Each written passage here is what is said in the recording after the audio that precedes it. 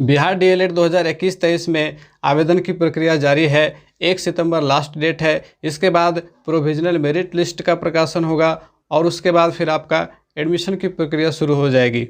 तो इसी संदर्भ में मैंने पहला वीडियो डाला था डीएलएड से संबंधित, जिस पर आप लोगों का काफ़ी अच्छा रिस्पॉन्स आया है। तो सबसे पहले उसके लिए आप लोगों का तहे दिल से बहुत बहुत धन्यवाद। और साथ ही काफ़ी महत्वपूर्ण सवाल उस वीडियो पर पूछे गए और उसके लिए मैंने ये सोचा कि क्यों ना वीडियो बना करके इसका जवाब दिया जाए ताकि सारे स्टूडेंट्स को इसका लाभ मिल सके। तो इसी संदर्भ में आज का यह वीडियो सीएलसी के ऊपर आधारित है। बहुत सारी क्वेरीज आई सीएलसी से संबंधित, तो आज के इस क्लास में मैं सारे जवाब देने का प्रयास करूंगा सीएलसी से संबंधित। तो सबसे पहली बात कि सीएलसी होता क्या है। सीएलसी का मतलब होता है कॉलेज लिविंग सर्टिफिकेट, अर्थात महाविद्यालय परित्याग प्रमाण पत्र। किसी भी रेगुलर कोर्स में एडमिशन के लिए आपको अपनी अंतिम क्वालिफिकेशन का सीएलसी देना होता है, ठीक है। जैसे मान लो कि यदि आप इंटरमीडिएट के बाद डीएलएड में एडमिशन करवा रहे हो तब आपको इंटरमीडिएट का सीएलसी देना होगा, और यदि आप ग्रेजुएशन के बाद डीएलएड में एडमिशन करवा रहे हो तब आपको ग्रेजुएशन का सीएलसी देना होगा। और यदि आप बीए पार्ट 1 में हैं या बीए पार्ट 2 में हैं तब। तो ऐसे भी सवाल काफ़ी आए हैं कि सर मैं बीए पार्ट 1 में हूँ या बीए पार्ट 2 में हूँ, तो मुझे सीएलसी कहाँ से मिलेगा, कैसे मिलेगा, किस क्लास का मिलेगा। क्योंकि कुछ छात्रों के साथ ऐसी समस्या है कि वे इंटर में दूसरे कॉलेज में थे और बीए में उन्होंने दूसरे कॉलेज में नाम लिखा लिया, तो अब उन्हें कहाँ से सीएलसी मिलेगा। तो इस संदर्भ में मैं सबसे पहली बात ये कहना चाहूँगा कि आपको सीएलसी वहीं से मिलेगा जहाँ आप वर्तमान समय में नामांकित हैं। सबसे पहले बात ये समझ लें कि यदि आप नामांकित हैं तो जिस कॉलेज में आपका नामांकन है सीएलसी आपको वहीं से मिलेगा। यदि आपका बीए पार्ट 1 कंप्लीट नहीं हुआ है तो आपको इंटरमीडिएट का ही सीएलसी दिया जाएगा, और यदि आपने बीए पार्ट 1 कंप्लीट कर लिया है, बीए पार्ट 2 में है, तो आपको बीए पार्ट 1 का सीएलसी दिया जाएगा, ठीक है। जो पढ़ाई आपकी पूरी हो चुकी है, कंप्लीट हो चुकी है, उसमें आपका अंक पत्र जारी हो गया है, उसके बाद आपको सीएलसी देने का प्रावधान होता है, ठीक है। अब बात है कि सीएलसी के लिए आवेदन पत्र कैसे लिखें। तो चलिए समझ लेते हैं कि सीएलसी के लिए आपको आवेदन पत्र कैसे लिखना है, उसके लिए आपको कौन कौन से डॉक्यूमेंट्स देना है। तो यहाँ जैसा कि आप स्क्रीन पे देख पा रहे हैं, मैंने एक आवेदन पत्र तैयार किया है जिसके अनुरूप आप अपना सीएलसी का आवेदन पत्र लिख सकते हो। सेवा में श्रीमान प्राचार्य महोदय, महाविद्यालय का पूरा नाम देंगे, ठीक है। पूरा नाम देना है, किस शहर में किस स्थान पे स्थित है, पूरा नाम उसके साथ जुड़ा होता है तो उसे आप देना है। यहाँ महोदय के बाद आप कॉमा डाल देंगे और इधर महाविद्यालय के नाम के बाद फुल स्टॉप डाल देंगे। विषय के रूप में लिखेंगे महाविद्यालय परित्याग प्रमाण पत्र निर्गत करने के संबंध में, ठीक है। महाशय निवेदन पूर्वक कहना है कि मैं, यहाँ पे अपना नाम डाल देंगे। सपोज दैट यदि आपका नाम विकास कुमार है तो आप विकास कुमार डाल दोगे। सत्र, जिस सत्र में आपकी पढ़ाई पूरी हुई है ना। यदि आपने इंटरमीडिएट 17-19 में किया तो 17-19 यहाँ पे डाल देंगे, और यदि आपने स्नातक की पढ़ाई 2016 से 2019 के सत्र में पूरी कर ली है या जो भी सत्र हो आपका, आप उस सत्र को डालेंगे, ठीक है। यहाँ पे इंटरमीडिएट या स्नातक जो आपकी अंतिम योग्यता हो उसे डालेंगे कि वार्षिक परीक्षा सफलतापूर्वक उत्तीर्ण कर चुका हूँ।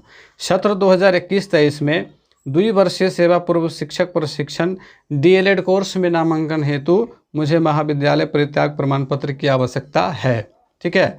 अतः श्रीमान से नम्र निवेदन है कि मुझे महाविद्यालय परित्याग प्रमाण पत्र निर्गत करने की कृपा करें। इस हेतु मैं श्रीमान का सदा आभारी रहूँगा। तो इस प्रकार से आपको आवेदन पत्र लिखना है और साथ ही इसके साथ अनुलग्नक के रूप में इन डॉक्यूमेंट्स को लगाना है। इंटरमीडिएट या स्नातक जो आपका लास्ट क्वालिफिकेशन हो उसका जो प्रवेश पत्र है उसकी स्व अभिप्रमाणित छाया प्रति आपको लगानी है, सेल्फ अटेस्टेड करके। दूसरा उसका अंक पत्र लगा देंगे, इंटर या स्नातक जो भी आपका लास्ट क्वालिफिकेशन हो, अंक पत्र की स्व अभिप्रमाणित छाया प्रति। और इधर इस प्रकार से विश्वास भाजन हस्ताक्षर अपना करना है, डेट दे देना है।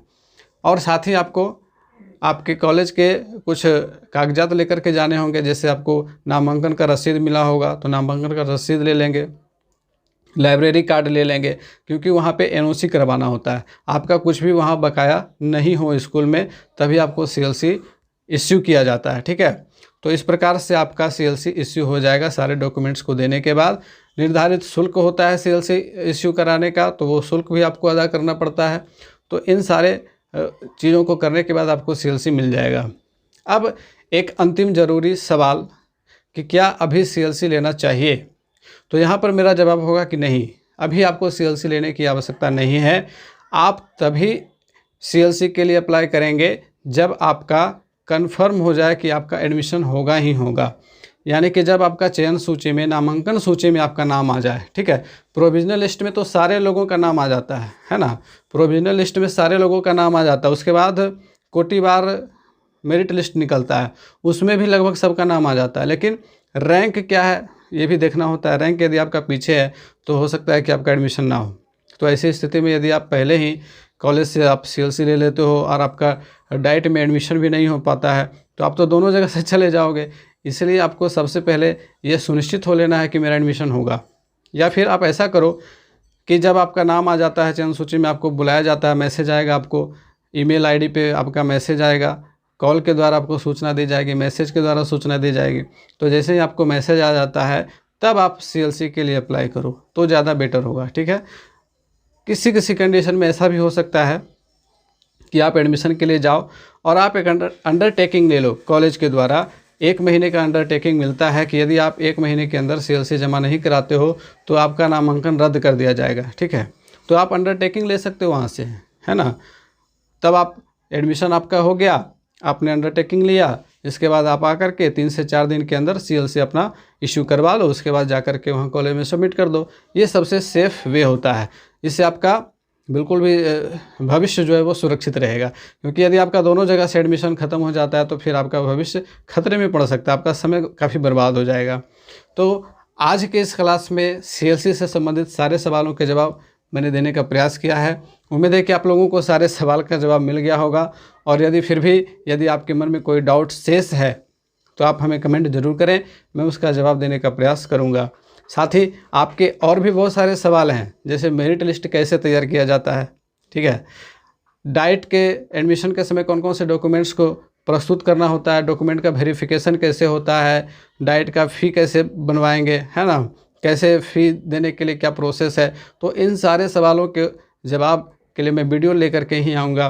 तो आप हमारे चैनल को सब्सक्राइब कर लें ताकि आपको इन सारे सवालों का जवाब मिल सके और आप ज़्यादा से ज़्यादा बेनिफिट ले सको, है ना। शिक्षा बनाने का यही उद्देश्य है कि शिक्षक बनने के रास्ते को मैं आप सभी स्टूडेंट्स के लिए सुलभ करा सकूं, सारे रास्ते को मैं बता सकूं। जल्दी मैं एक ऐसा वीडियो लेकर के आ रहा हूं जिसमें मैं एक शिक्षक बनने के लिए सारी योग्यताएं क्या क्या चाहिए, शिक्षक के कितने प्रकार होते हैं, नियोक्ता के कितने प्रकार होते हैं, तो उसके ऊपर मैं वीडियो लाने वाला हूं।